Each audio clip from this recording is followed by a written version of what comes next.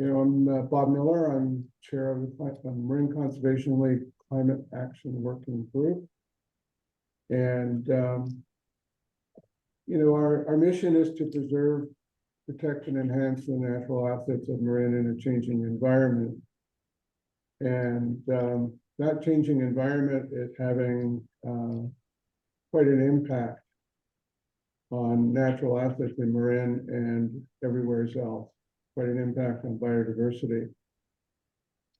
So what we want to see is the most rapid possible greenhouse gas emissions reduction and removal of carbon from the atmosphere in order to slow climate change. And we do that by advocating for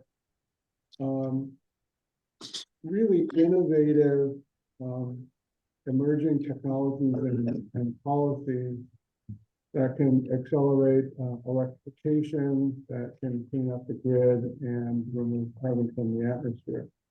And I've said this in the past, but we have two other excellent committees, Marine Conservation League, that deal with a wide range of issues, including climate change adaptation. That's a key focus for those two committees, among other things. So land use, transportation, and water, and parks and open space. We need your support to continue to offer free events. So you can go to marineconservationleague.org/donate and help us out. And I've said this in the past and mean it, which is that if you're interested in developing and advocating for innovative positions that accelerate greenhouse gas emissions reduction, we have working groups, and just contact me at robertmiller454@gmail.com. So in a moment, I'm going to introduce Peter Levitt from Peninsula Clean Energy on PCE's work in creating virtual power plants. Following his presentation, we'll have Q&A. And then Ken Strong is going to present on a recent speech by the UN head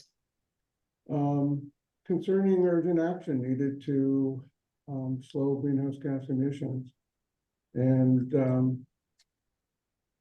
action that needs to occur between now and COP30 in Brazil in 18 months. And then we'll hear brief reports from community organizations. We're going to be flexible about time. We want to spend as much time as we can with our featured speaker. So we'll see how this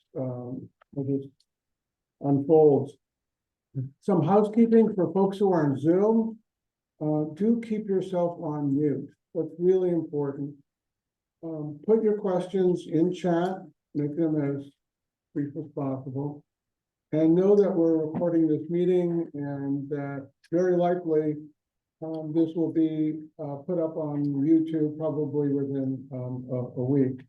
And do consider attending in person.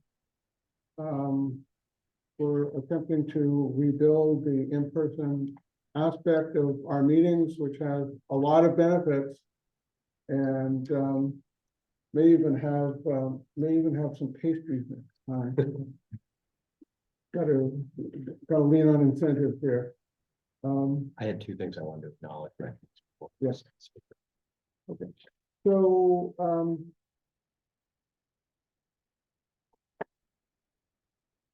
Okay. So before I get to Peter, Ken? Yeah, I thought we ought to acknowledge the fact that it's Juneteenth, the national holiday celebrating the freedom of the slaves, an important day, now a federal holiday.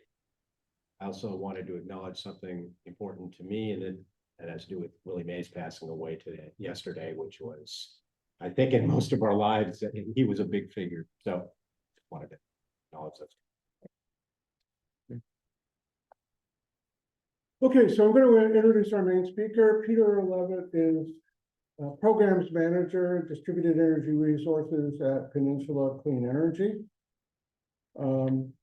He leads PCE's effort to increase the amount of local clean power within San Mateo County. He develops strategies to create and roll out new distributed energy programs and link them together into virtual power plants. And given PCE's track record for innovation and for allocating money for innovation, Peter has a very interesting job. He comes from a solar and storage background at Solar Cities Tesla, with years of experience in commercial and industrial and small utility project development, program development, and even energy mergers and acquisitions. So we're lucky to have Peter at all. He came down sick at the end of last week and has been slowly recovering. So we give him an extra thank you for being here despite adversity. And with that, why don't you take it away, Peter?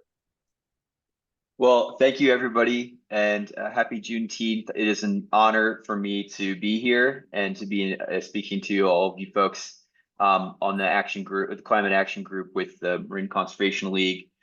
I will forego any further intro about myself and instead start to transition into an introduction about virtual power plants and the why behind this presentation. Before I transition over to the slides, just a few housekeeping items. First of all, virtual power plants as a topic is very intersectional. And so you might find that we're talking about various different things: finance, technology, customer benefits, grid benefits. I encourage you to ask questions, but to hold off at the end, but to write down your questions, even if it feels like it's not about the topic that we're talking about presently. When you write it down, it might be later on, or it might have been earlier. So please write down all of your questions.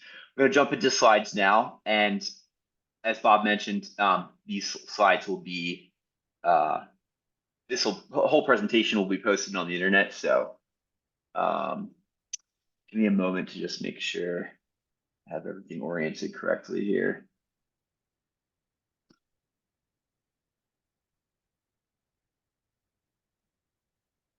Good. Okay. Great. Great. So let me just orient a little more. Okay. So I'm coming here representing Peninsula Clean Energy, who I'm sure many of you are familiar with, at least Marine Clean Energy, but Peninsula Clean Energy is the sister agency to the south, covering the county of San Mateo. We're a local not-for-profit clean energy provider for the county of San Mateo and also the city of Los Banos in the Central Valley. And our mission is to reduce GHGs by expanding access to affordable and sustainable energy solutions. So renewable energy, we serve our customers renewable energy, but we also run programs to provide customers with further opportunities to advance decarbonization within their lives, as well as at their businesses and in their public facilities. So to date, we've saved our customers over $100 million compared to investor-owned utility rates, just on the energy bill. And then furthermore, like I mentioned, we run a variety of clean energy programs. So you can see here that there's sort of three legs to the stool of the programs that we run. We run programs to decarbonize buildings, decarbonize the transportation sector, mainly in personal transit, and also in decarbonizing or adding distributed energy resources, which is my primary area of focus. Now you'll see over here that virtual power plants is kind of listed as one of the programs that we run. But instead of thinking about it as a type of technology category or a type of a program that we run, you can think of it more of like a layer. it is kind of something that is a part of the various programs that we run and a part of the various technologies that exist. And I'll get into that in a moment. So we're going to talk about, the what and why of VPPs. So what is a virtual power plant, which I will commonly refer to here as VPP, and why are they important? So in short, the one big takeaway I want to impart to you all here is that the way that we serve electricity to customers today and in the future is going to be much different than it was in the past. The old paradigm was that power plant generation would serve electricity load that would fluctuate. But more and more, the reverse is happening, especially as more customers electrify their facilities, their energy usage becomes more flexible, meaning that their energy usage can be adjusted for a fee. They get compensated for that. And then that adjusted energy load can match intermittent energy generation. And why is energy generation becoming intermittent? It's not that it's less reliable. It's just that the types of energy that serve the grid today are becoming intermittent through solar and battery storage, or solar and wind. So it's a very important technology category, VPPs, because it complements the transition to intermittent resources. And further on what VPPs are, the way I see them is that they are an aggregation of distributed energy resources that can balance electrical loads, that have that flexible nature to them. And they provide utility scale and utility grade grid services like a traditional power plant. So you can see here all of the different types of distributed energy resources: electric vehicle charging, on-site generation like solar, smart thermostats, smart water heating, and battery storage, of course. So virtual power plants can shape demand, and PCE in particular is piloting various virtual power plants that I will speak to in the future. Here's a real example of what a virtual power plant can look like. So in this example, a customer is adopting a battery storage device. So down here, electrical consumers, residential, there's two categories. There's participants with a battery storage device and participants without a battery storage device. Utility sends incentives in order to get kilowatt hours exported to the grid. So the utility is sending something to the customer here, and then in return, the customer sends an electric service back to the utility. And then because the utility is sending that incentive to the customer and they're getting an energy service, that is benefiting the rest of the customer base. So it's sort of like community gardening. Consumers with the garden get to make use of it, and they give back to the community, and the leftovers benefit everyone else. So in the case of battery storage, leftovers translate as grid services, which do benefit everyone. Another example here is smart thermostats. So in this case, the utility sends a signal through a virtual power plant or through a DERMS provider. We'll get to what that means later.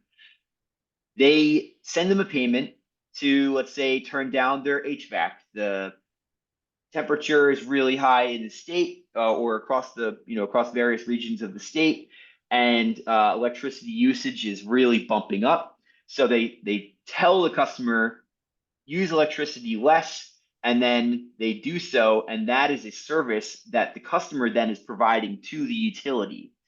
And by doing that, again, everyone, not just this electricity customer, is benefiting because the grid stays on, it increases its level of reliability, and energy prices get reduced for everyone during that moment as well.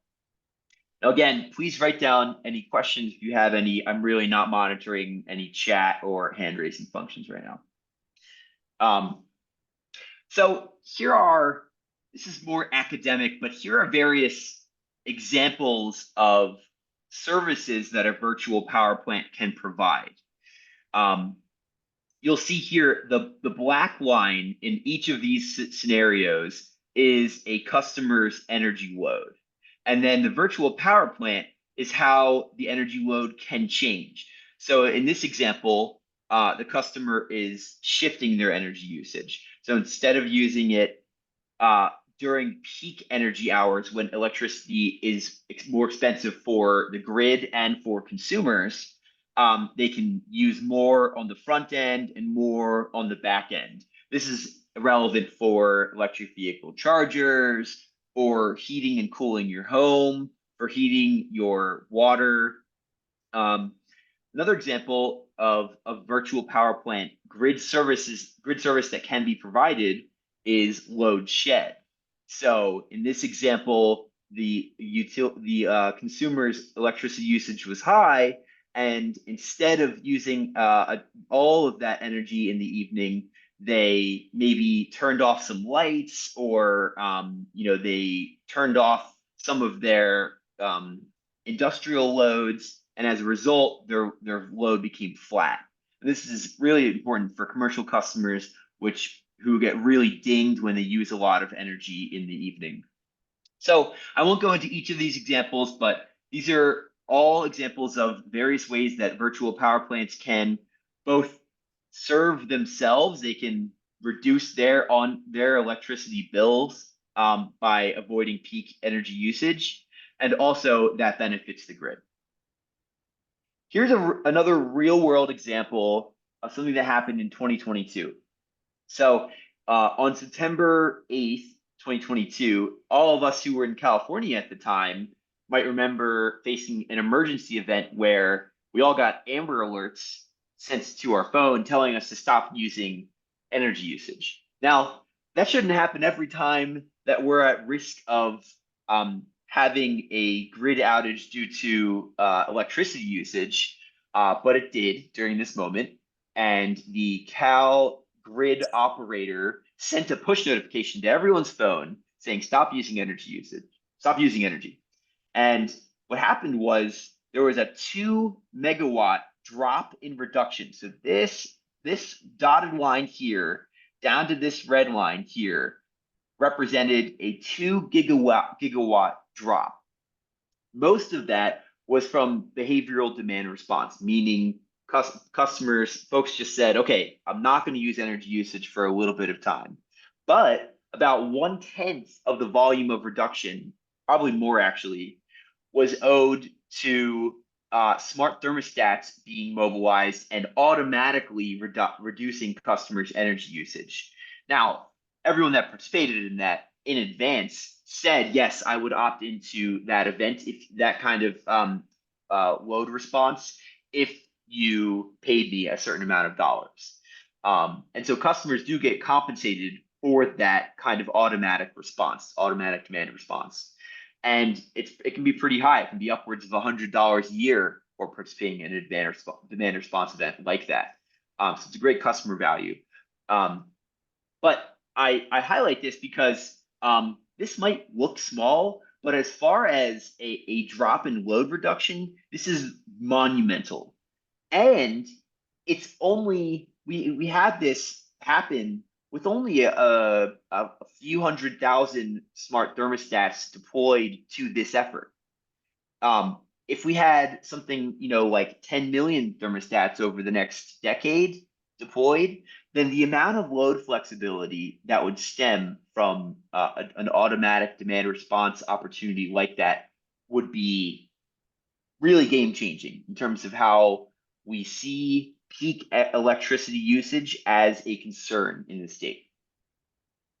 So I flagged this case especially because electrification leads to a lot more virtual power plant capacity.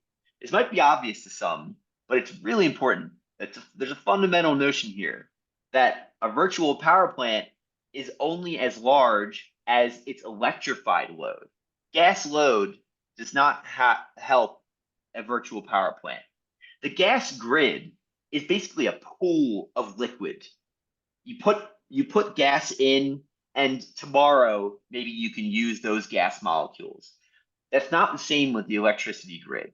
With the electricity grid, you you put energy into the grid and it gets used instantaneously or nearly instantaneously. So electrifying is really important for virtual power plant load. Give me one moment.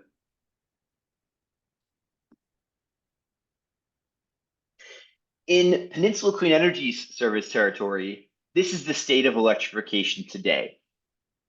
You can see that this is an emissions profile of all emission sources in our service territory. Most of it comes from the transportation sector, where still more than 3/4 of all the vehicles in our county are gas vehicles. Now, on the flip side, that means that about 20+% are electric vehicles, which is amazing. But it's still a massive amount of emissions coming from gas vehicles. So there's still a long way to go. As I mentioned, this is an intersectional topic. We're not just talking about grid services here. We're talking about decarbonization now. So in our buildings, a lot of our buildings' energy usage is coming from gas. So less than 3% of our residential water heating, for instance, comes from electricity. The rest is gas. And less than 1/3 of residential space heating is coming from electricity. The rest is gas. So the good news is that there's a lot of low-hanging fruit to address these high emissions sources. And by doing so, by fuel switching these sources, you get virtual power plant capacity. So with what we're seeing today, electric water heating leads to about at least like a 0.2 kilowatt per day virtual power plant capacity. But again, we're not seeing a lot of those on the in our service territory yet. Despite that, the growth trajectory for heat pump water heaters is massive.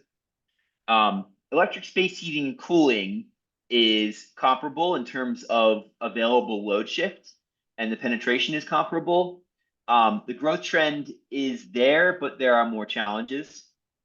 Battery storage, you get a much higher available shifted load because batteries can get mobilized without fear of customer usage. That is, customers who have a battery wants them to be used for something, and when using them for load shifting, it's serving them on their bill. And the penetration rate for battery storage is still pretty low. The growth trend is also fairly low, but all this is asterisked. The way that we adopt these technologies will really be important as far as their growth trajectory. There's a lot we can do to accelerate this growth. And then electric vehicles is one of the biggest X factors here. We're still studying the shiftable load with electric vehicles through managed charging pilots and programs. Today, the penetration of EVs is about 1/4 in our service territory. Might be comparable to that in the North Bay. But of course, the growth trajectory for electric vehicles is quite strong. So I'm going to keep going here and talk about how VPPs are slated to grow over time. I just talked about their components, but in aggregate, across the whole country, we're expected to see massive growth in virtual power plant capacity. So according to the Department of Energy, which just came out with a commercial liftoff report for VPPs, we're at about 743 gigawatts of VPP capacity. And by 2050, that's expected to grow by about 30% to over a terawatt.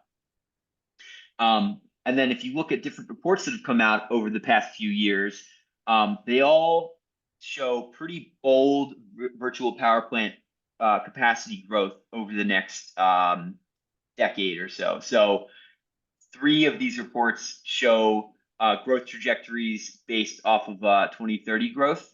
And so you can see 15 gigawatts, 200 gigawatts. And then the latest, the Brattle Group just came out with a report, which is what was the basis of the Department of Energy's report.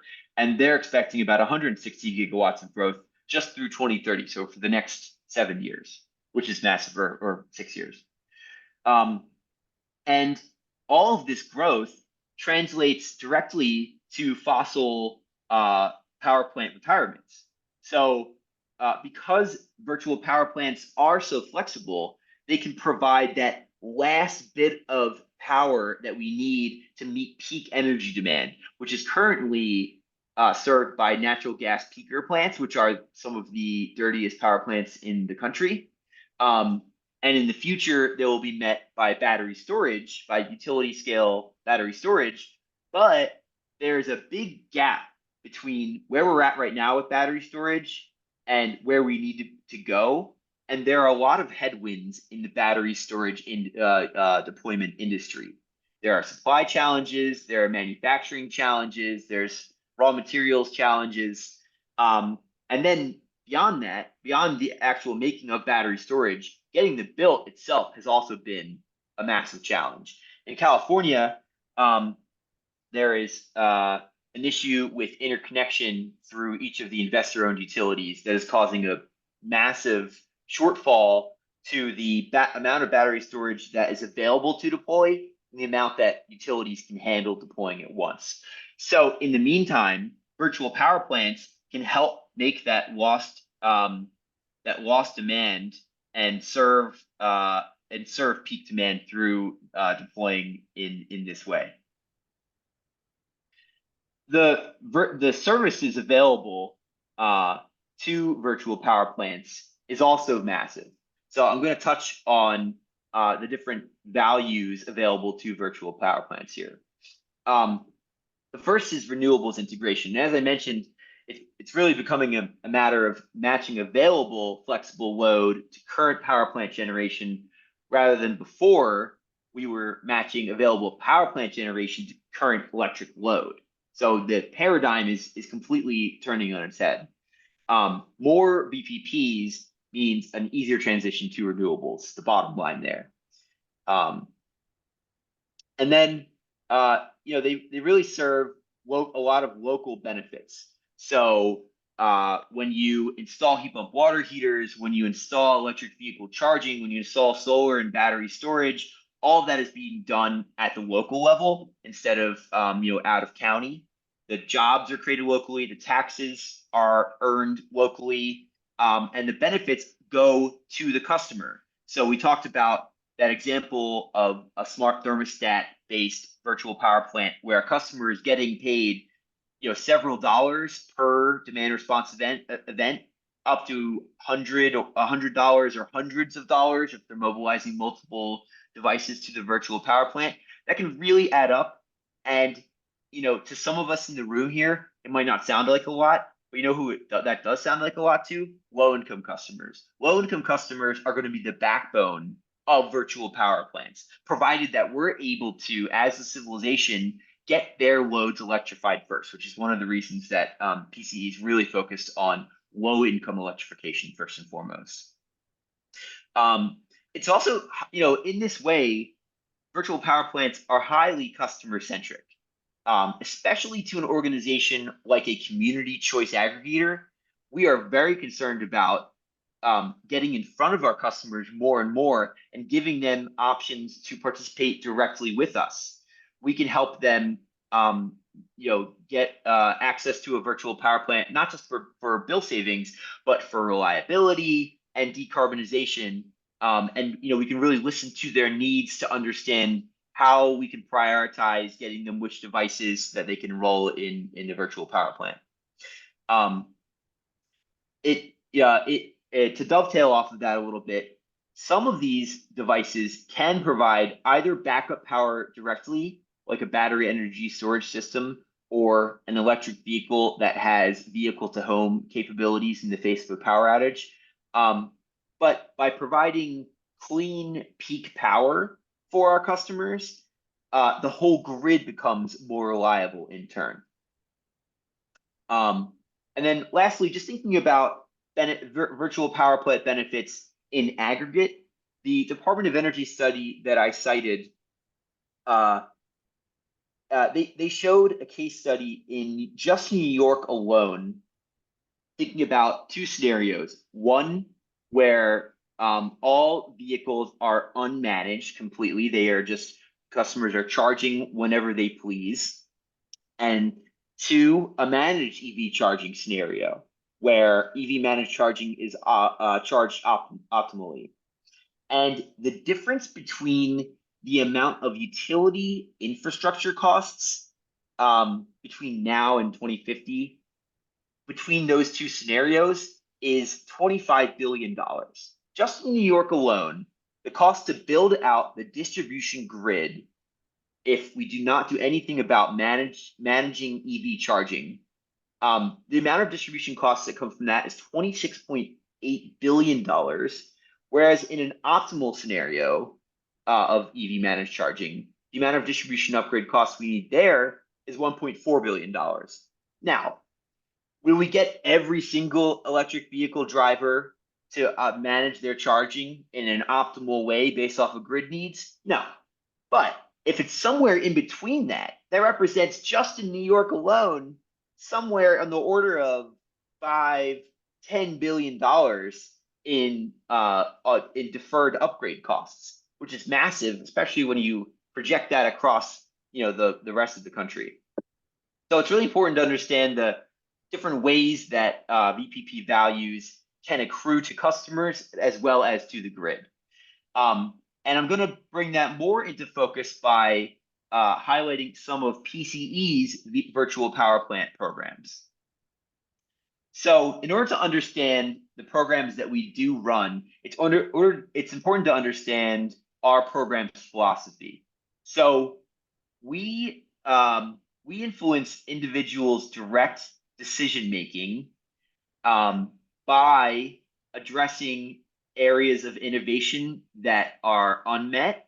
And then by doing that, we shape policy and which allows us to really scale across not just our service territory, but the rest of the state. And here are various programs that we run that lean into a lot of various areas of innovation and offer customers something directly by way of virtual power plants. So the first program here is a residential solar and storage program.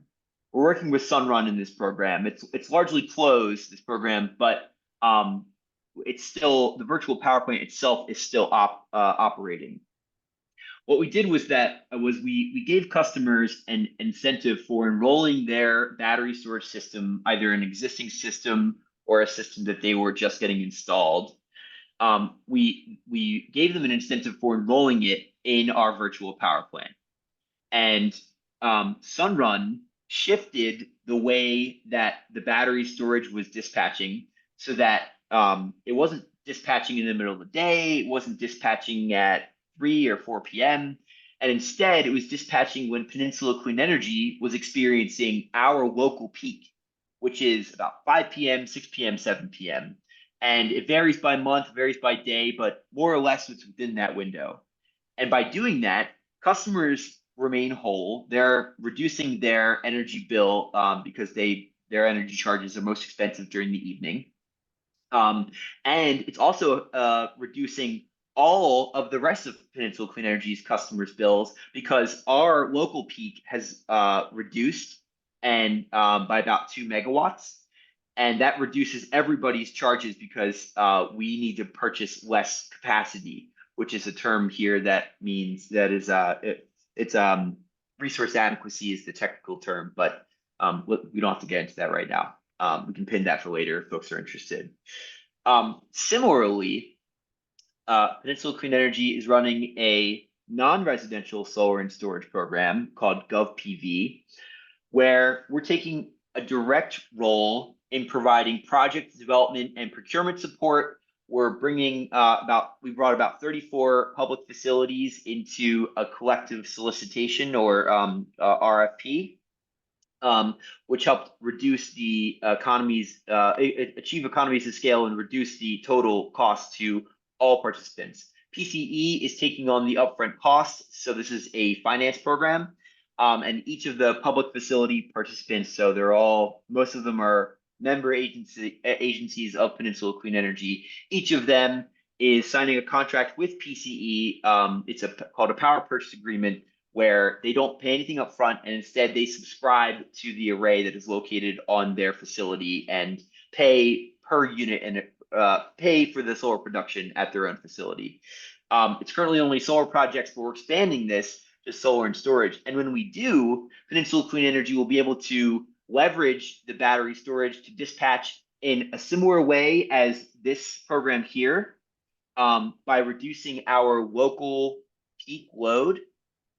And we will reduce customer costs for all customers, not just these participants, but it will also benefit these participants because of the savings that they will see on their bill.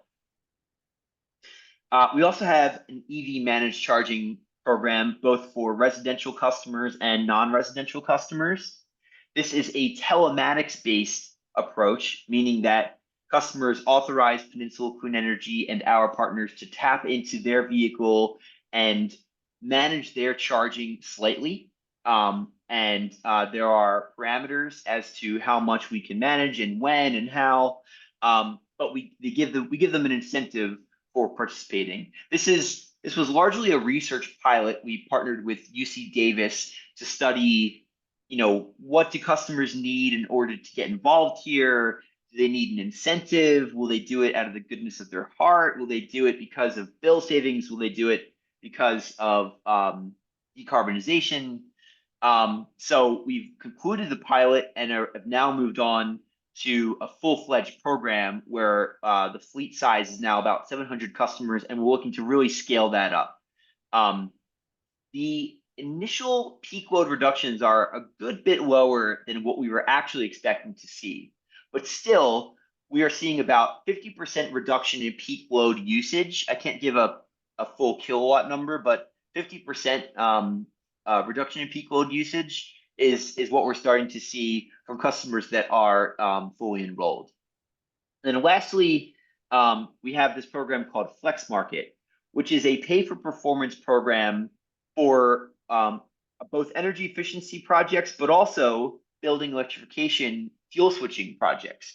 So the aim here is that when customers transition from a gas water heater or a gas furnace to an electric version of the same, we will bring them into a virtual power plant at that point of sale, and they will be enrolled into this program that pays them for using electricity usage less in the evening when the cost of serving electricity is very high. And so this is sort of like a building electrification program. It's still early days. We're just getting started on the residential side, so not a ton of learnings to convey there, but the nuances here, the unique aspects here are that it is pay for performance. So we are actually looking at how customers' load is shifted and how much a peak load are they reducing.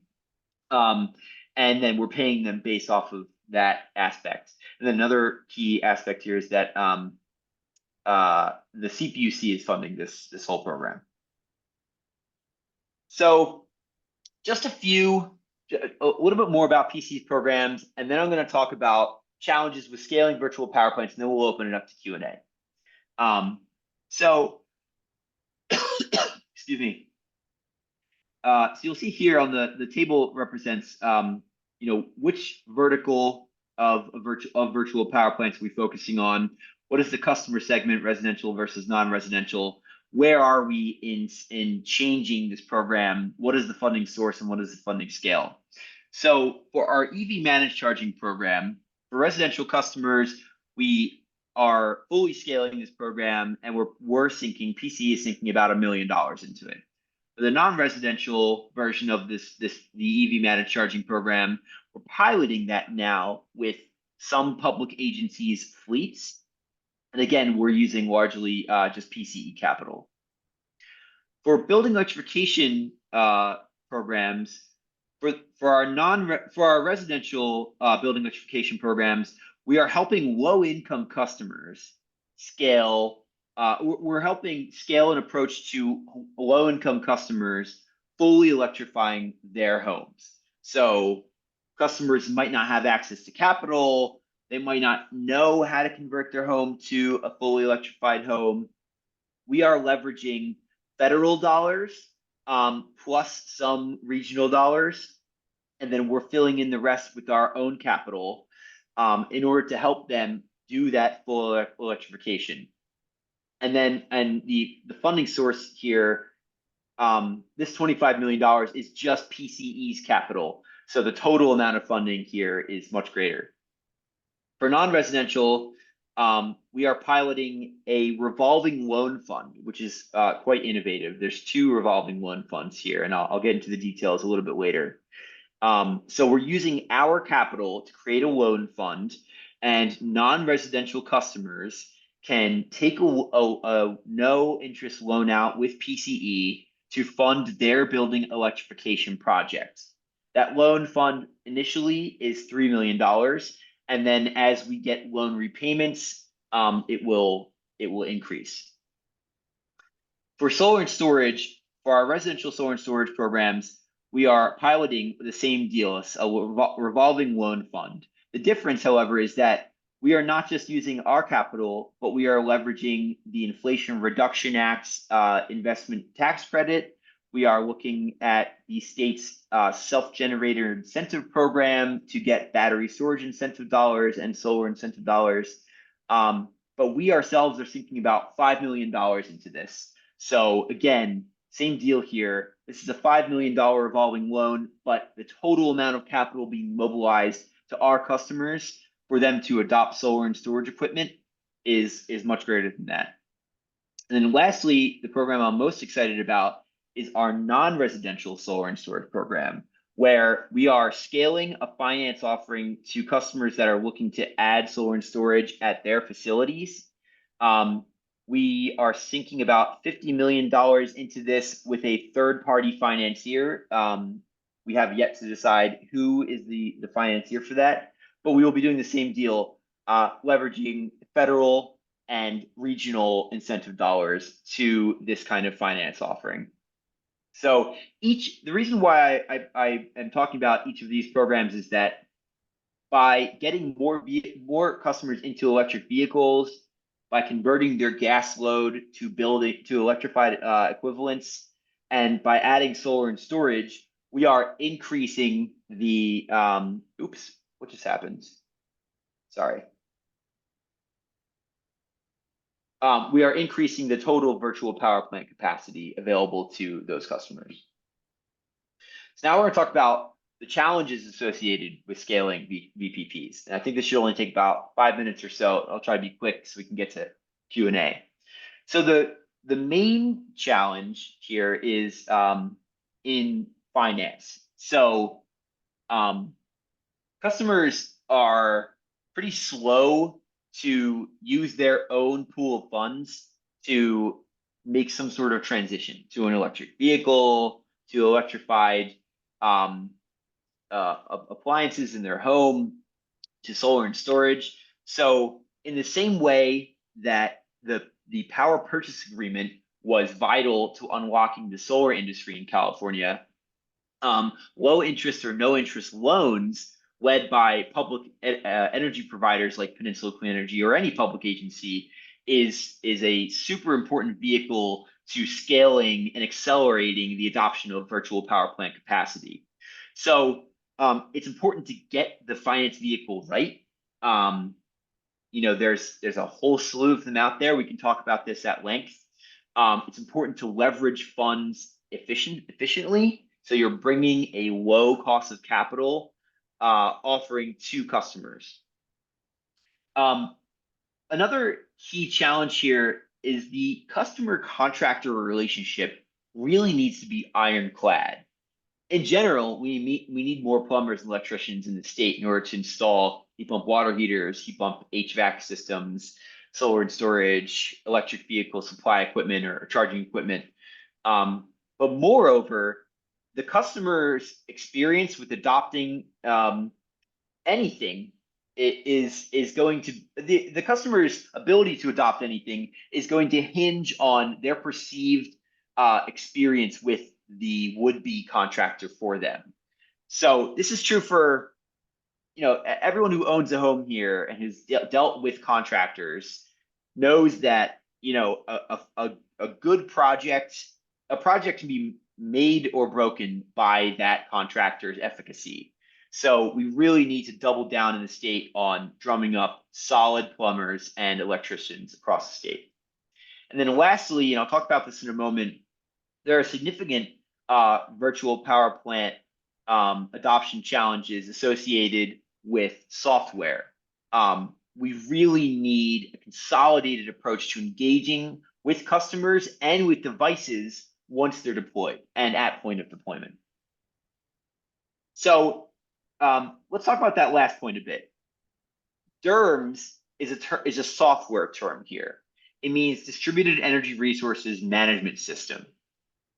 It is the software platform that controls one or multiple customer devices. And it's new software, but it's pretty familiar across the industry. And that's largely because the utility industry in particular has already had various energy management systems like SCADA, supervisory control, and data acquisition. SCADA is a depiction of what utility lines are down, where is their power generation, the flow of power, voltage, and hertz on the grid. So DERMS is lightweight compared to SCADA, which is widely adopted. And DERMS is more closely resembles something simpler like a building management system, which is everywhere across the industry. Most large commercial and industrial facilities have some sort of BMS. And that's similar, they at the touch of a button, you can turn off your lights, you can see temperature controls. DERMS is similar to that, but it's for multiple electric devices that you can turn on and off, and it takes in a variety of inputs as well. And it's really the state of DERMS today is similar to like early internet days, where we weren't sure who is the provider of internet access versus who provides the internet service itself. We weren't sure, what is the right way to get access, dial-up, DSL, fiber optics. And in the same vein as early internet days, the communications protocols for DERMS are also very early days. There's no universal language for communicating with a whole host of different devices: water heaters, thermostats, battery storage, solar and battery inverters, electric vehicles themselves. Under these different technology umbrellas, there's hundreds of different manufacturers that formulate their own language that maybe or maybe doesn't abide by an industry standard as far as how to communicate with an external software platform.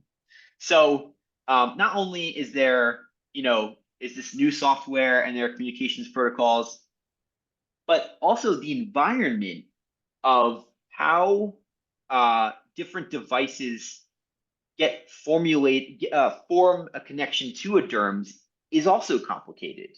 So you can envision a circumstance where you've purchased a Nest thermostat, and then a third party wants to enroll you in a demand response program.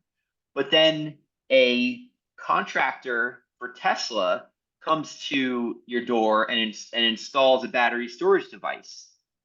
Who then connects your battery storage device with the same platform as your Nest thermostat? This is one example of a very complicated ecosystem in the distributed energy resources environment today, where you have multiple DERMS providers, aggregators, contractors, OEMs, or manufacturers, and they're all trying to get a piece of the pie here and capture your device for participation in some virtual power plant or demand response program.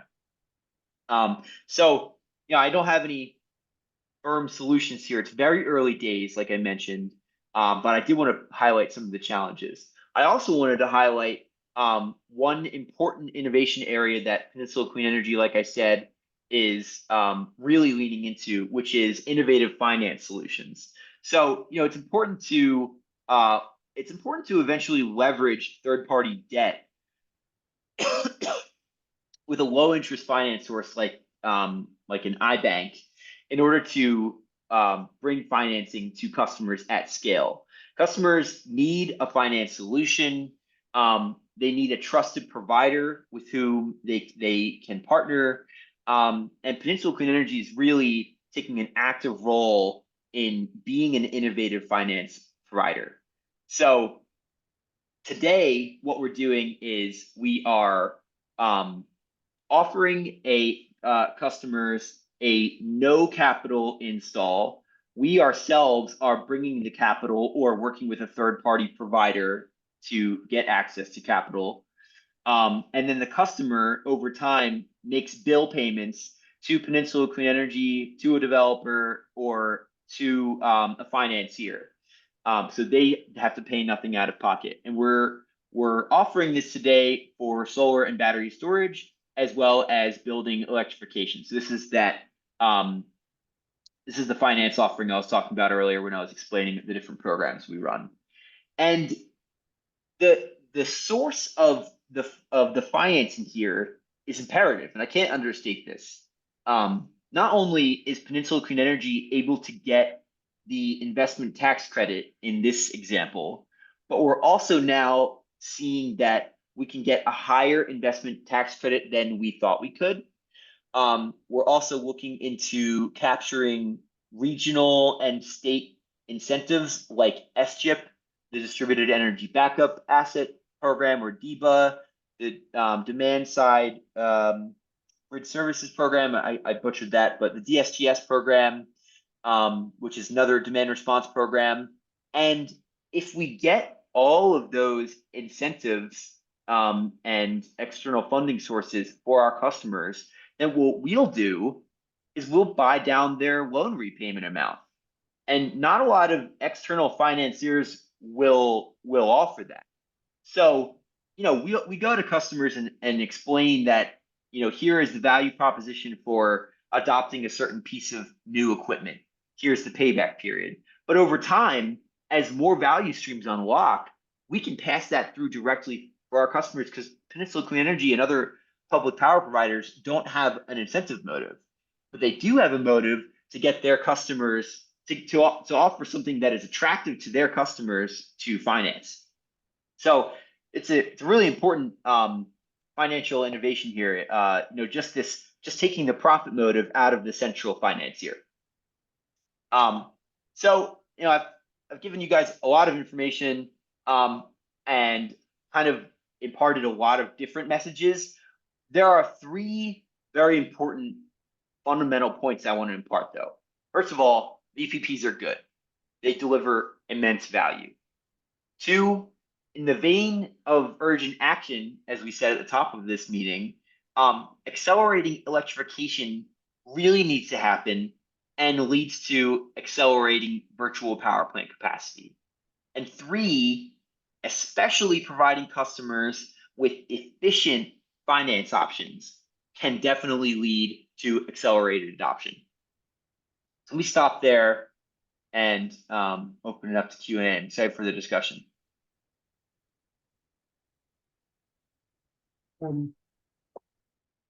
Great, Peter. That was a real tour de force. That was a terrific presentation. You covered a lot of territory, and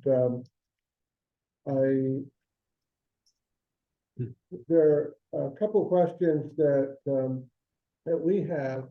What is, are you working with, other CCAs on these, innovations? I mean, where's your idea milieu coming from?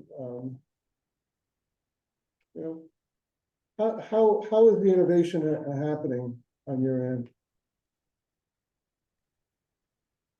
You're muted. Sorry about that. Yeah, we definitely are. The CCA community is very tight knit. When we refer to MCE, SVCE, AVA, we refer to them as our sister agencies. We hold regular working groups that are technology focused. So a demand response working group, an electric vehicle working group, a building electrification working group. The revolving loan fund concept is not something where we're yet working with a another CCA, but I know that AVA is going to look to offer something similar at the very least. The we've I would say in general the agencies that where we are either copying them or they're copying us as far as innovations go are largely the Bay Area CCAs, MCE, SCP, AVA, SVCE, San Jose, 3CE, and then San Diego and a little bit less LA because they're newer, but I'm sure they'll be a force eventually. Ken, do you have any questions? Yeah, one question I had for you, Peter. We've heard that in some of the, in this VPP area, that there's a problem with some of the CCAs running into competition from aggregators and from companies like Tesla, for example, with their power walls. There's something you sort of alluded to. Is PCE seeing that, and how are you counteracting that? Yeah, so it's the early days nature of VPPs makes the answer to that question quite complicated. Because I would say that we don't yet know the degree to which load serving entities and utilities will be competing with private companies. Further, we are already seeing competition between what I would categorize as aggregators and OEMs that want to get a piece of the pie. So you have Sunrun installing a Tesla Powerwall, right? Which organization is the one that gets to say how the battery dispatches? Well, in that case, it's Sunrun because they have some paper in the back of their contract that says we're the ones that do that. You're giving us your right. But boy, that's a complicated situation for the customer, right? Because they have a Tesla Powerwall. Tesla is doing demand response with Powerwalls all over the state and country. So it's leading to a pretty complicated situation, and I wouldn't be surprised if more competition, if the competition level goes up before it tapers off. Has there been any talk of legislation or anything to try and police the Wild West here? Well, there is some policing already in that in order to enroll in a virtual power plant, you need to be a demand response provider is the term. And you need to fill out forms with the Public Utilities Commission to do that. Peninsula Clean Energy can be a demand response provider. We're not, but Sonoma Clean Power is. And so is Sunrun, and so is Tesla. And in order to be a demand response provider, you have to abide by a whole bunch of rules. One of those rules is that if I take Peter Levitt's meter into a demand response program, I have to check that he's not already enrolled with a different demand response provider, and then I need to register him on a centralized database, and then that database gets public to all the other demand response providers. So if Sunrun wants to enroll a customer's resource into a virtual power plant, Tesla, they need to first make sure that no other demand response provider like Tesla has already done so. So there are already rules around that. And that is becoming a pretty complicated dynamic because let's say, like I said, like my dream was put on paper there, that 10 million customers all got smart thermostats around the state, and we got a ton of flexible peak load. Well, what happens then when those customers get an electric vehicle or get a battery storage device? Is the same aggregator that is enrolling their smart thermostat into a demand response or a virtual power plant program going to also go back and make sure that the rest of their loads at their home are enrolled too? It's a complicated environment, complicated ecosystem. Great. Carlene Cullen? Thanks. Hi, Peter. I'm Carlene Cullen. I'm a founder and executive director of Cool the Earth and Ride and Drive Clean. And I work a lot with Philip Kobernick on the EV transition. So nice to meet you. Really enjoyed this. Something that we're considering doing is leveraging our consumer experience with EVs into BPPs. So one of my questions is around the cost of electricity, because you talk about finance being, and I agree, like that finance vehicle being absolutely critical. But something that we run into a lot is people are really concerned about just the cost of electricity and what's going to happen to their electric bill. Yeah, 100%.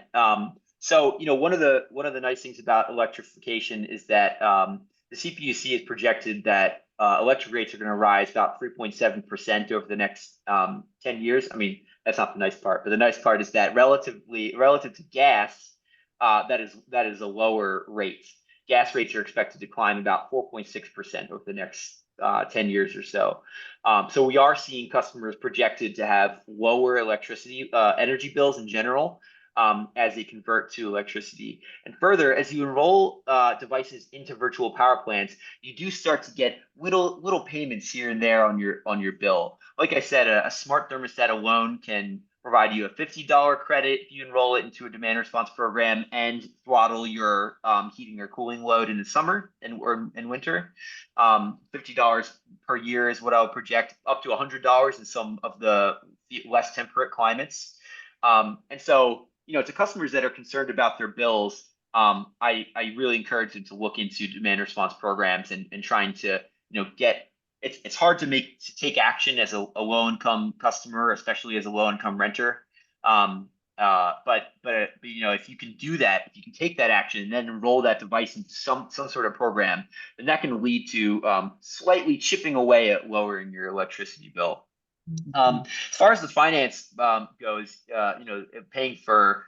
So if you're a low income customer and your gas furnace goes out, then that's a bad outcome, because you then need to fork out $2,500, $3,000 for that new device.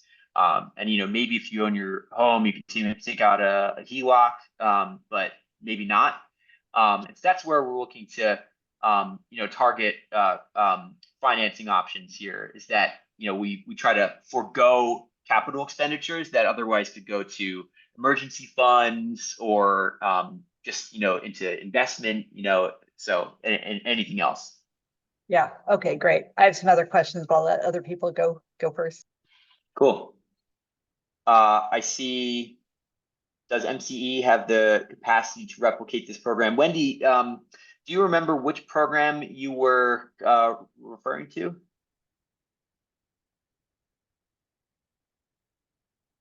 Sorry, I was on mute. Yeah, I'm looking at the sort of the totality of what you're doing.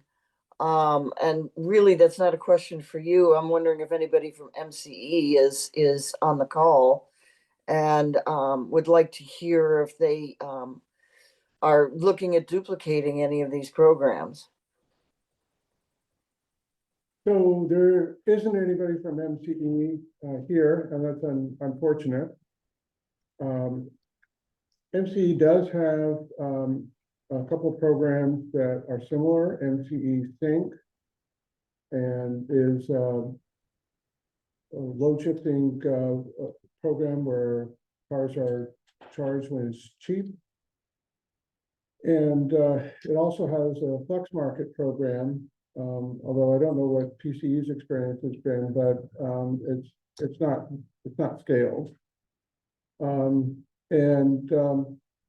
and then it also has some other programs.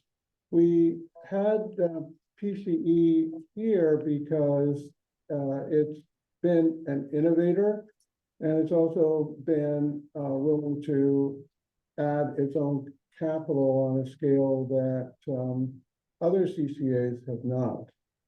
You take a look at the amount that PCE has allocated to community programs. It's about 8 times that of MCE when you adjust for PCE's size. So, but we'll certainly would want to have MCE talk about what it's doing. So that's. So Dan, I know that you have internet connection issues. Why don't you give it a try? Great, thank you. Thank you, Peter, for that presentation. That was great. I was curious, you know, the money has to go to the customer to kind of give up some flexibility for the asset or whatever.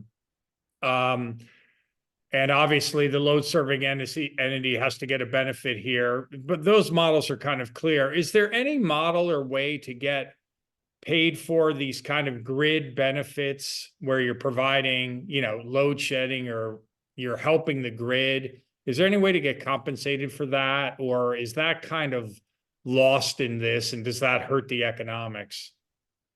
It hurts the economics in that not all available grid services revenue streams are afforded to distributed energy resources. So the way that distributed energy resources can like the values available to them are not the same as like a wholesale power plant. A power plant can adjust voltage on the grid. It can adjust hertz on the grid. It can say, oh, there's a shortage of power, we're going to throttle up. Oh, there's too much power, we're going to throttle down. It can get paid for each of those services.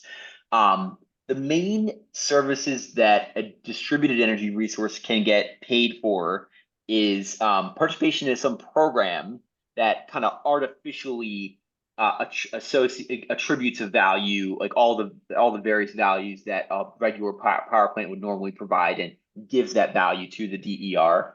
And then energy, wholesale energy. But you need to work with a utility or a load serving entity like PCE or MCE in order to get that wholesale energy benefit. And then there's also a capacity benefit. So if a resource can consistently do something in the evening and reduce load, you know, most days, then the load serving entity will need to will be allowed to purchase less resource adequacy or capacity, which is a term here that for the unacquainted, that means you know, a load serving entity and utility needs to make sure that a certain amount of power is available to serve their customers at every hour of the day. And they need it in order. It's not like they're constantly checking that power plants are available. Instead, there's a market to make sure that those power plants are getting paid their capacity payment. And then if the grid operator needs them to show up, they have a way of making them show up. Anyway, that whole complicated system that I'm sure I just lost half the room about is called capacity. And that is kind of becoming afforded to distributed energy resources. It is a massive value, and over time, it will become more and more available. Through some of our programs, we are reducing PCE's capacity charges and paying customers for doing that, especially in the residential solar and storage and non-residential solar and storage programs. Great. Yeah, thank you for that. Thank you for drawing the link to the capacity market, and especially given what's happened to prices in that market, I can see the value there. A quick follow-up question. It's probably naive, but is there this whole DERMS layer you describe and the complexities around that and the communication protocols and that scenario you gave where 2 people coming into a house, but how are you going to connect those things? Is there any way that the Internet of Things plays a role here, or is that too simplistic and the software has to be too customized to solve that. I'm wondering if there's any Yeah. possible solution there. Yeah, it's getting a little outside of my area of expertise. I don't have a software background, but the way I understand it is that it's just as much of a relationship issue as it is a technical issue. So if if the vendor who's selling somebody a battery storage device uses a different DERMS provider than the vendor who sold them their heat pump water heater, and the heat pump water heater is connected to a different DERMS platform, then that might pose a challenge. But also, DERMS providers are starting to communicate with each other, which might bridge that, which might be a solution area in that department. So more and more different software platforms are starting to communicate with each other to alleviate that issue. Great, thank you very much. I see that we had Susanna with a question. Yeah, and also Reva put in her question a while ago. Are you with us, Reva, and do you want to ask the question yourself? Sure. I just wanted to know whether community colleges are included in the GovPV program, because I know it just said public buildings, and I'm not sure if community colleges qualify for that. I'm ecstatic to say that they are. They Okay, do perfect. qualify. Yeah, we are working with the San Mateo County Community College District, Cañada College, San Mateo College, and Skyline College on possibly doing a very large scale solar and storage project. Early stages, no commitments yet, no framework yet, but we're working on that together with them. So yeah, excited about that. Any public agency qualifies for that program. Could I ask a follow-up question? Would you think that a community college district in Marin would qualify under PCE, or would it maybe fall under MCE? It would not qualify under PCE, but if MCE were to spin up a program like this and it were to be geared towards public agencies, then it might qualify then. Awesome. Thank you so much. Yeah, great question. So, we had one other question in the chat that we haven't addressed from Catherine DuPont. What would you prefer, Bob? Hands or the chat question? We'll go to Sue and then to Catherine and then Peter. Sue? Hi, I'm gonna let Carlene go first because I'm outside and a big garbage truck just rode by. And I'll let Peter go first since I already asked something. I think I'll ask if we have time. Thank you. You folks are kind. Thanks, Carly. Hi there, Peter. Great presentation. I have a large number of questions and items to discuss with you. I think some might be more appropriate offline. The first one is on your residential programs. Are you doing a direct install program regarding electrification? Yes, yeah, for the low income program, we are.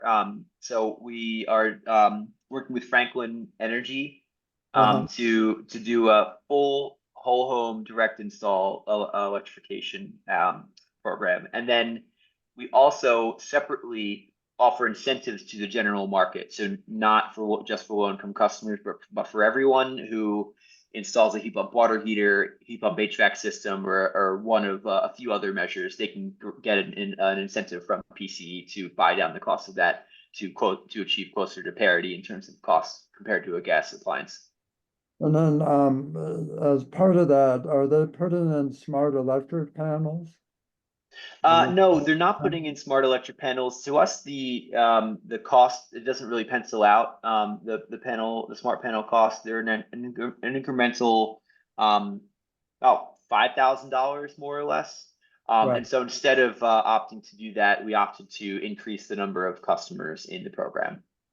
Okay, and then how are you addressing local zoning regulations that prohibit location of heat pumps in like substandard building lots?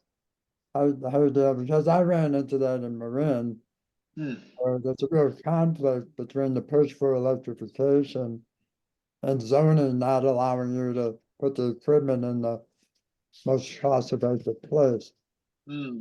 I'm not familiar with zoning in particular, being a an inhibitor to siting. I'd have to ask our building electrification specialists on that.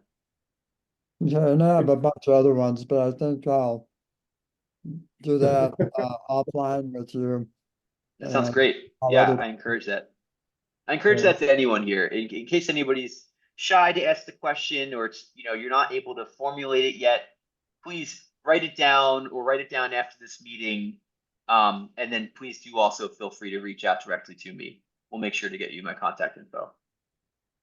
And so do you want to address Catherine's question, Peter? Yeah, it's a little bit of a wonky one. So what happens if the Tesla Powerwall homeowner replaces their Sunrun bought battery with another battery vendor? Will the new vendor potentially own the rights to the battery discharge into the virtual power plant? The unfortunate answer is that it really depends on a number of things. It depends on if you purchase the battery with Sunrun outright, or if you purchased it through a financial arrangement with them. Same deal with the new vendor, depends on how you purchased it. If you purchased both devices outright, you should have the right to enroll both of those batteries into whichever vendor you want to enroll them with. If you financed either of them, in the financial arrangement, there might be language that forces you to work with the vendor who is offering the financing to allow them to aggregate it into a program. And then there's complications around the system configuration.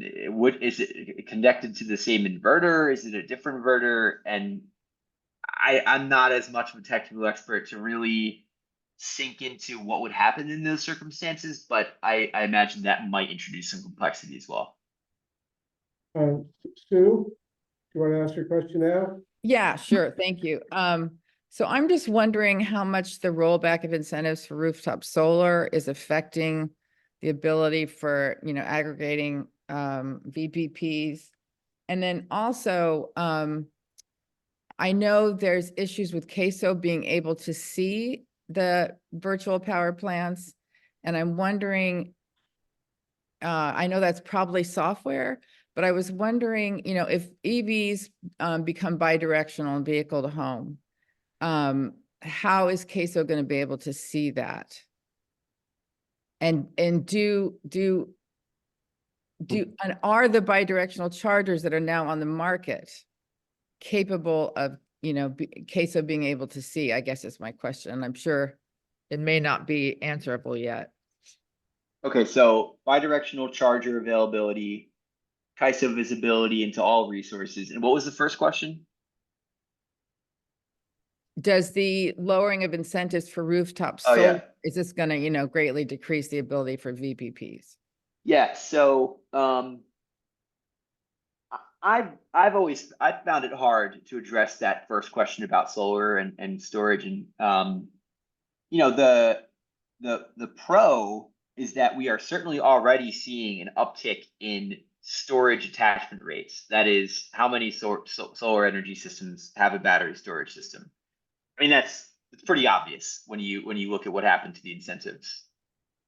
It's something like greater than 80% of systems now have batteries, but of course, that's a much smaller volume of systems. So big asterisk to that. In general, I think we are already seeing more battery devices being installed, though, which is a very good outcome and critical to virtual power plant success. On the flip side, one avenue to unlocking virtual power plant capacity is to go back to all of the original solar only energy systems and retrofit in a battery storage system. Now, no vendor has successfully done that at scale yet, and I'm eagerly waiting for somebody to say we can do it and it's not a obscene cost, and we've cleared all the hurdles. But ideally, that would be ideal in San Mateo County. To give everybody frame of reference, our peak energy load is about August, a summer August evening, it's about 700 megawatts. We have about 240 megawatts of behind the meter solar and battery storage capacity, which is massive. Actually, just solar is about 220 probably. So if we went back and added a ton of battery storage to, you know, even a quarter of that, that would be monumental as far as reducing our peak load. So the reason why I say all of that is because taking away the incentives to add behind the meter solar certainly reduces the amount of capacity that we would then be able to go back and add battery storage to later on. So it's hard saying, not long story short, hard saying not knowing, but I think in general, like net it's going to be a positive thing for virtual power plant capacity. It's a forcing function, as it were. And then bidirectional charging availability, very low. The F-150 Lightning maybe is going to have a bidirectional charger. That's what they promised. We haven't really seen much of it. I'm not the expert on this. I do lean on Philip, as you mentioned, Carlene. But I really am. I'm not the expert, but I just know that it's not highly commercially ready yet. Actually,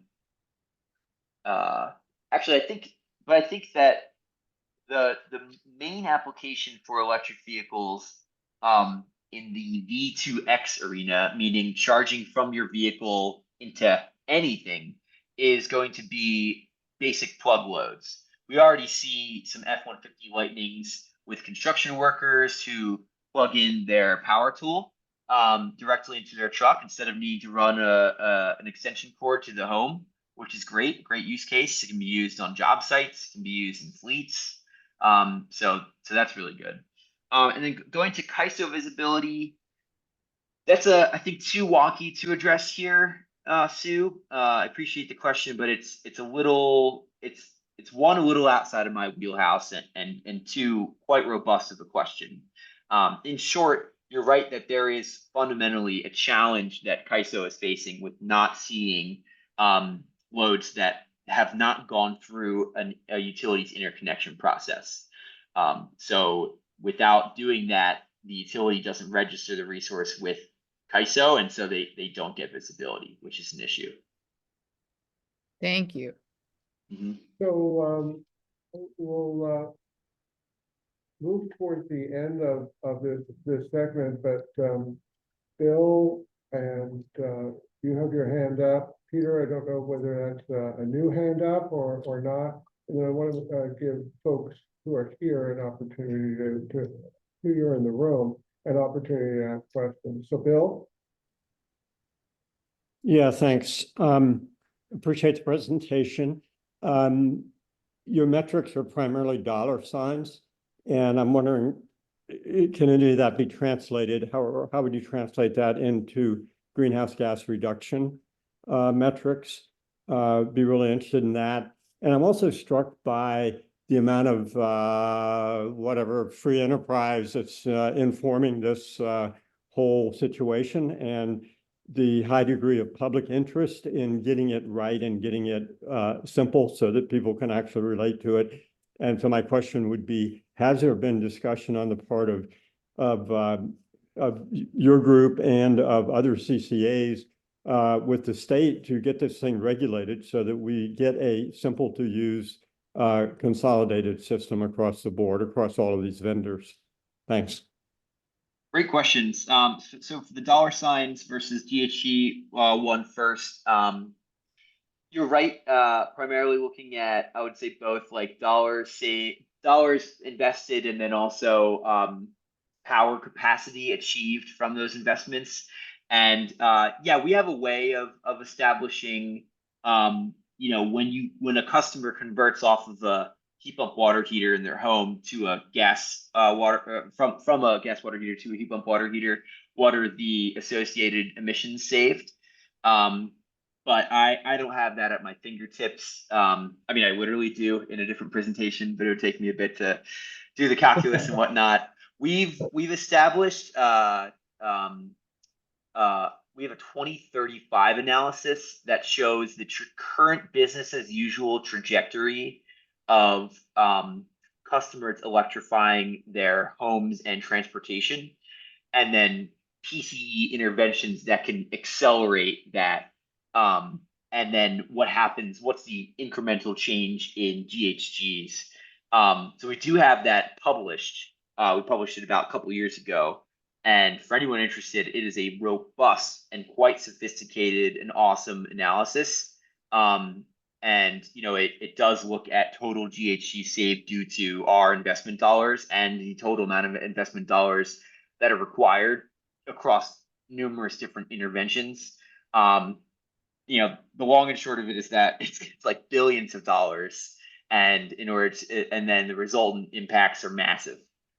Because if you think back to the county emissions profile of a lot of it is still in the buildings and transportation sector. So getting access to charging and getting as many people some electrified alternative from their gas appliance are the biggest steps. And then your second question was on what again, Bill? I'll try to keep it quick, Bob. Yeah, the role of the public sector in, addressing. That's a really good question about, how do we regulate DERMS providers in this complicated ecosystem of aggregators and sub-aggregators. There are working groups addressing this now. There is a DER proceeding at the CPUC and a high DER proceeding at the CPUC that contemplates some of these challenges, but I'm not as well versed in those working groups to distill it all down for you and give you a quick answer. It is quite complicated. So I have a question. Is there questions from the room? Yes, Bill, yes. speak to the owl. Oh, okay. My question is, you mentioned something earlier that I really would like to see you elaborate on, which is how a VPP leads to increased renewables. You said that you were going to elaborate on that a little bit, because that gets a little bit to Bill's question, but also there's a lot of detail that you provided, and I'd like to have a clearer feel for how that works. Yeah, Thank you got it. Yeah, you got it. The short answer, just to really bring it into focus here, is that renewables, solar and wind. So in order to do a massive build out of renewables to get a fully renewable grid or close to fully renewable grid, you need to overbuild solar and wind. And when you have an abundance of solar and wind, the way that we use energy becomes really important. We don't want to exacerbate the periods of time when energy usage is really high by consumers and there's not a lot of renewable energy to serve that really high energy usage. And you do want to use energy usage as much as you can during solar hours or when wind hours are higher than usual, especially during the middle of the day. So virtual power plants that encourage people to charge their vehicles in the middle of the day, heat up their water in the middle of the day, preheat or pre-cool their loads in 2-3 p.m. Those are successful virtual power plants, and that they're using borderline free renewable energy in exchange for and not using it when energy charges are super high and when energy sources are very dirty. Does that answer the question? Yeah, sort of. Yeah. Everyone, well, I guess the question is, anybody else in the room have a question? Ray, talk to the owl. Yeah, I was curious Ray? about, Talk to the owl. yes, I was curious about the financing, which I think is a really critical part of all this and of anything that having to do with CCAs. How does all your financial activity in supporting of this VPP build out and all the loan programs and other direct financing programs you're conducting, how does that affect your credit rating? Yeah, so far it's been small enough to not materially affect our credit rating. It's a great question because at some point, if we take out hundreds of $1 millions in debt that our customers are repaying us back over time, then it could affect our credit rating. But we spend hundreds of millions of dollars a year, somewhere on the order of $1 billion a year in energy charges. And so we do have investment grade credit ratings from multiple credit agencies. And I think that they see this as immaterial currently. So in other words, we haven't gone to any of our credit rating agencies and said, hey, tell us the mark that we can raise funds to before it starts getting risky from your perspective. But we eventually will. Yeah, that kind of gets back to something you mentioned earlier. I'm curious to see if you could send us a link to the report you were mentioning that kind of related your VPP capacity that you're building to the amount of money you're spending. That would be really, really interesting because if the amount of money you're spending, which was it looked like a roughly $60 or $70 million on that one slide, if that's 1% of capacity, that's a very different picture than if it's 20% of capacity. Get what I mean? So in other words, how much money is it going to take to build out a meaningful amount of capacity without affecting your ability to conduct normal business? Yeah, totally. And I think the nice part about the finance pathway is that to date, most CCAs have their program's budget has been on their balance sheet. They've put out incentives, technical assistant, education, marketing, all on their own dime.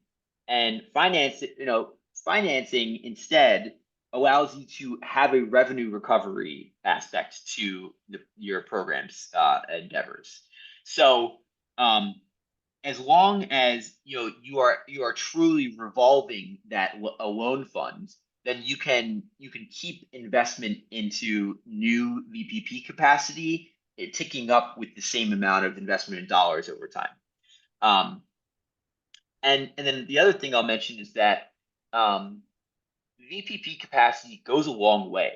If like I said, PCE has a peak energy load, peak demand of about maybe 700 megawatts. If about 70 of those megawatts were flexible, we would solve so many of our organization's power supply problems.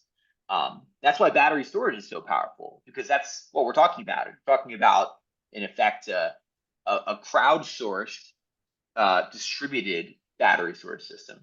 So that's what we're trying to achieve.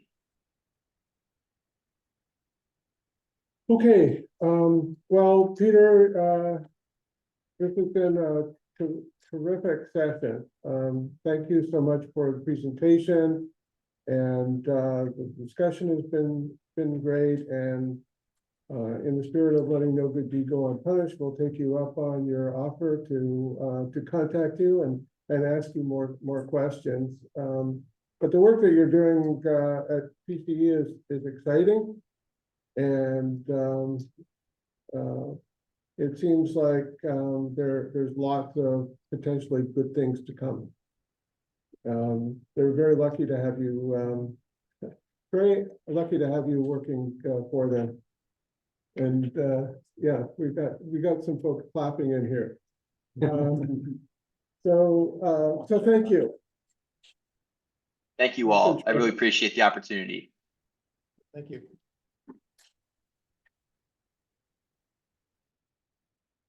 Okay, so we have about 25 minutes left, and we have one additional agenda item.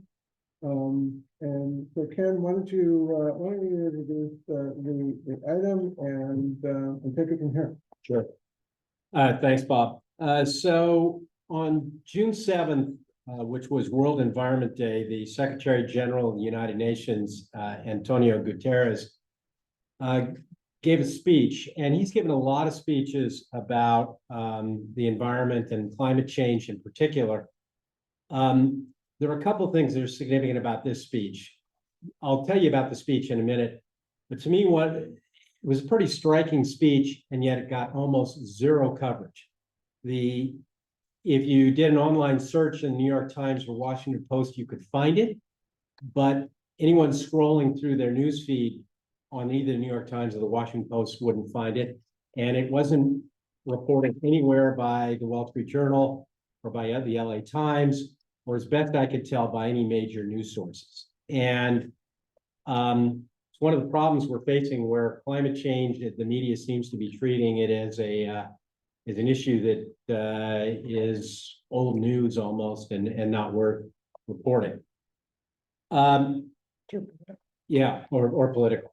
So at the end of his speech, Antonio Guterres was asked why this speech was different than the more than 100 speeches he'd given. And he had several things to say about it. He said, first of all, we're at a moment of truth with no time to lose. A report came out the same day that said there's an 80% chance that we will overshoot 1.5 degrees this decade.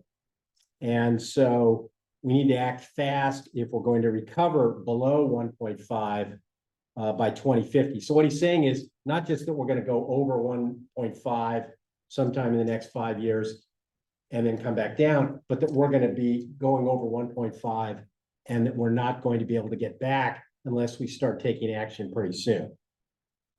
He also focused on the fact that the reports have come out that month after month, the last 12 months have been the hottest in history.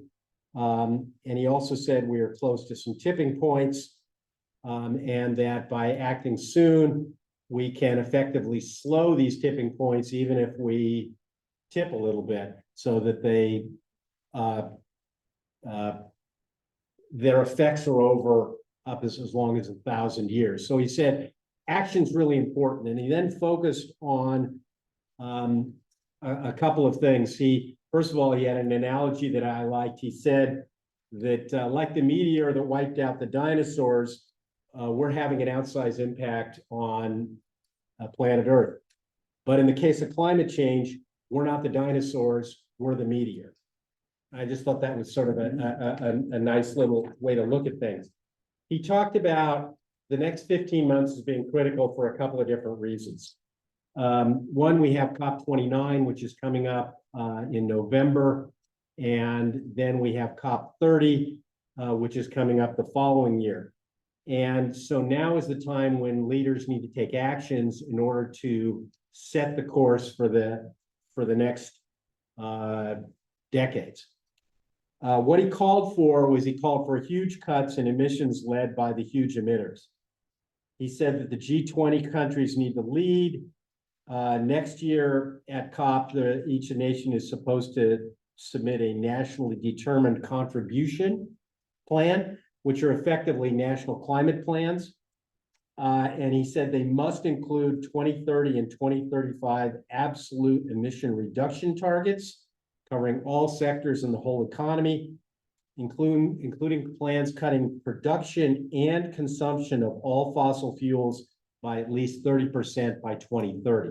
Significant cuts, obviously. He said the plans need to have clear targets and they'll be verifiable.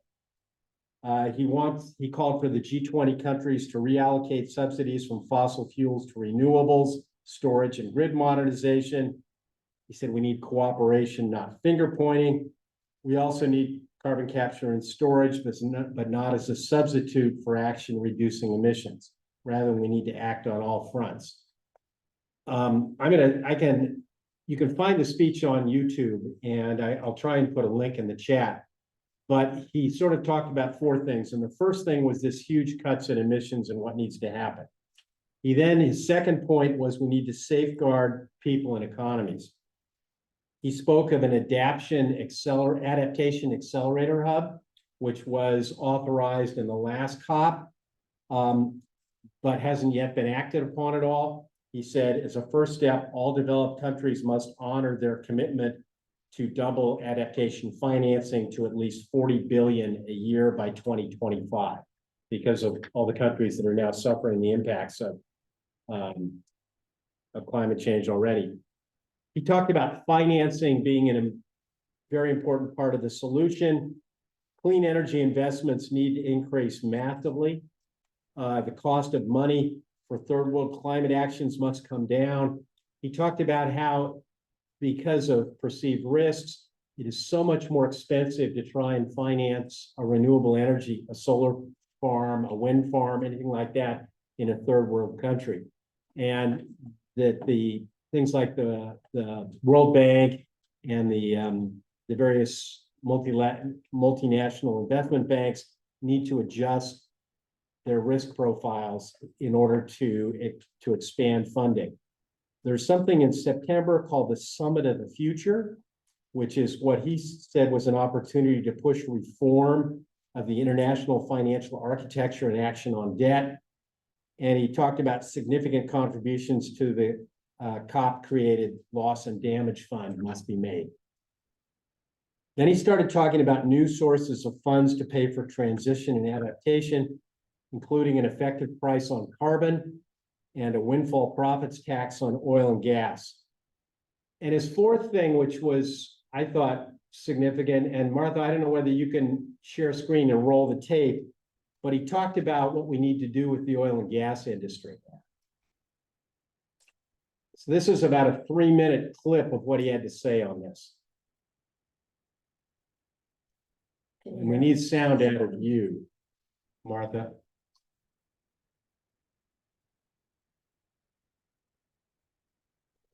All right. That's the kind of thing. So that's not working at the moment. So let me summarize what he had to say. So first of all, he called for the oil and gas industry, which only put 2.5% of its investment revenues this year into renewable energies, to lead that charge. And he said governments, as I mentioned, need to cut their subsidies for oil and gas completely. He then called on banks to modify their lending procedures and to stop lending money to finance new oil and gas projects. He called for the advertising industry to stop stop working for the large oil and gas companies, and for the networks and social media companies like Google, like Meta, et cetera, to stop taking ads from fossil fuel companies. And then finally, he said a number of countries have already taken steps to ban advertising for things that hurt people, such as tobacco. And he called for the nations of the world to stop allowing advertising for oil and gas companies. All pretty darn significant things that we haven't heard about. And you know, there's been the divestment movement, but this is sort of taking it one step further. And so who knows whether any of these things are going to go anywhere. But the fact that the Secretary General of the United Nations is calling for these things, I found to be pretty darn significant. Yeah. So I don't know whether others saw the speech and had any thoughts about it, but he's not the most dynamic speaker, but it was an entertaining speech in which there was a lot of meat. I think it was the first. Thanks, Ken. We do have Martha, who's here in the office, said that she can't put the video on if you want it. If you don't mind, we'll go the 3 minutes of it and see what it's. So if you can do that, Martha, go ahead and do it.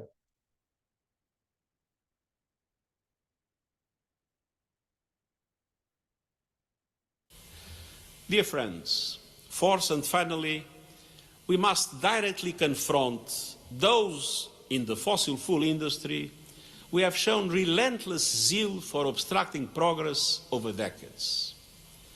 Billions of dollars have been thrown at distorting the truth, deceiving the public, and sowing doubt. And I thank the academics and the activists, the journalists and the whistleblowers who have exposed those tactics, often at great personal and professional risk. And I call on leaders in the fossil fuel industry to understand that if you are not in the fast lane to clean energy transformation, you are driving your business into a dead end and taking us all with you. Oops. Of its total capital spending, Now they're back together. doubling down on fossil fuels in the 21st century is like doubling down on horseshoes and carriage wheels in the 19th. So, to fossil fuel executives, I say, your massive profits give you the chance to lead the energy transition. Don't miss it. And financial institutions are also critical because money talks. It must be a voice for change. And I urge financial institutions to stop bankrolling fossil fuel destruction and start investing in a global renewables revolution. To present public, credible and detailed plans to transition from fossil fuels to clean energy with clear targets for 2025 and 2030. And to disclose your climate risks, both physical and transitional, to your shareholders and regulators. Ultimately, such disclosure should be mandatory. Dear friends, many in the fossil fuel industry have shamelessly greenwashed, even as they have sought to delay climate action with lobbying, legal threats, and massive ad campaigns. And they have been aided and abetted by advertising and PR companies. Mad Men, remember the TV series, fueling the madness. I call on these companies to stop acting as enablers of planetary destruction. Stop taking on new fossil fuel clients from today and set out plans to drop your existing ones. Fossil fuels are not only poisoning our planet, they are toxic for your brands. Your sector is full of creative minds who are already mobilizing around this cause. They are gravitating towards companies that are fighting for our planet, not trashing it. And they also call on countries to act. Many governments restrict or prohibit advertising for products that harm human health, like tobacco. Some are now doing the same with fossil fuels. I urge every country to ban advertising from fossil fuel companies. And I urge news media and tech companies to stop taking fossil fuel advertising. We must all deal also with the demand side. All of us can Okay, make that's enough, Martha. by embracing clean technology. So, I mean, he does go on to talk about the demand side and something, how we all can help on that. And it ends on a positive note as far as, you know, our leaders. If we're involved and if our leaders lead, then, you know, we got plenty of time to help solve the problem. So anyway, that's the report I wanted to get. Thanks so much, Ken. That was great. I think it's the first time that I follow these things. It's the first time internationally there's been an assault on the fossil fuel industry in this capacity that's so widespread. And it's telling that, you know, it's election year in a lot of countries. Maybe that has something to do with the lack of response. But anyway, it should be, I think it should be spread around. And thanks, Ken, for doing this. I thought it was interesting that he didn't, and maybe this has been discussed in this group before, he didn't talk about any capturing carbon, such as cement, synthetic cement and things like that. There's a book, Climate Restoration. I don't recall the author's name, that goes through 3 different scenarios for possibly doing that, like iron in the ocean, that type of thing. And it's just, I understand that we can't just rely on that, mostly because of the message it sends to the public, that don't even try to change anything. We don't need to get off of fossil fuels, because we don't need to electrify, because somebody will just take care of it in the background. But ultimately, that's probably where we're going to end up in order to survive the century. Yeah, he did not talk about any kind of geoengineering solution. Yeah, or any of the Bill Gates stuff. Yeah. Okay, so we're coming to the end of this meeting. If there are any announcements to be made, now's the time to do it. I have one. Why don't we, wanna do Sue, the go-around? Jody, and then Belle? Yeah. Sue? Actually, I was just gonna say that, that script you just read would make a great opinion piece for the New York Times. I hope you send it in. Yeah. Jody? Yeah, I just want to mention one thing, the Patagonia film, the Scale of Hope, the Fairfax Climate Action Committee, and many of our local nonprofits are kind of hosting this at the Women's Club on June 28th. You know, we all get together for these serious talks and these educational events, and they're fantastic. But come out for a night of a little bit of fun. It's a serious film dealing with youth points of view, climate change, mental health, democracy. It's very inspiring. Come listen to the 350 Marin students discuss it a bit. June 28th at the Women's Club at 7 o'clock. There's a link in the chat. Thanks, Jody. Belle? Yes, excuse me, you're all getting a notice, but on July 10th, from noon to 1:30, ESP Partnership, together with MWPA, is hosting a meeting, and the guest is Dr. Daniel Swain. He'll be here in person. I don't know if all of you know, he's talked about as the weather guy. He is at UCLA's Institute of the Environment and Sustainability. He's got a lot of different associations, and he is one of the best speakers who can take a weather condition and attribute or not attribute it to climate change. He's really great, and so he'll be in here in person, and it's also Zoom. And we've sent out quite a few notifications, but I don't know, if people haven't heard about it and want an invitation, I guess they could get back to you. Yeah. Okay, thank you. Catherine? Hi. Okay, yeah, this has been a great discussion on virtual power plants, and I actually am, a part of Sunrun, and I know that Sunrun can help sponsor some of these programs, and I was wondering if that's okay if we do help sponsor or pick up the cost, or or do that as well. Sunrun offered to sponsor programs like this.